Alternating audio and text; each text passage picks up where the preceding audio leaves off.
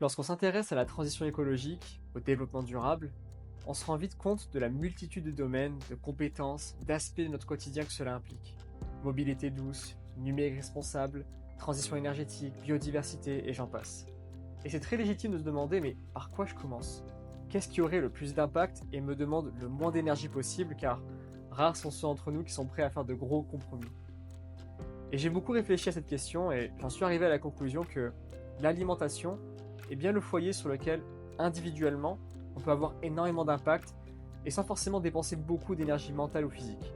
Il n'y a qu'à regarder l'impact de l'agriculture traditionnelle et notamment l'exploitation animale sur les limites planétaires.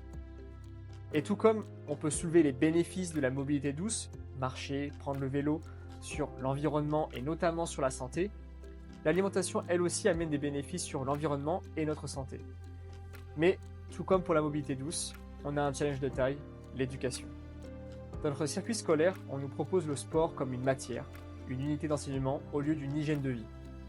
Cela conduit pas mal de personnes à, comme pour toute autre matière, dire je n'aime pas, j'ai de mauvaises notes, ce n'est pas fait pour moi. Et c'est pareil, voire pire, dans la nutrition. On ne nous apprend pas dès le jeune âge à manger sainement et la relation entre ce que l'on mange, notre santé et notre environnement. Donc, tout naturellement, demander à quelqu'un de se lancer dans une transition alimentaire, c'est clivant, pour peu dire. Je pense que l'on peut corriger ça. En éduquant rapidement des adolescents aux adultes et aux seniors, cette relation encore peu maîtrisée et connue sur notre alimentation et notre santé, et surtout notre alimentation et le futur qu'on laissera à nos enfants et petits-enfants. Si vous souhaitez en savoir un peu plus, écrivez-moi, peut-être qu'on a quelque chose à construire ensemble.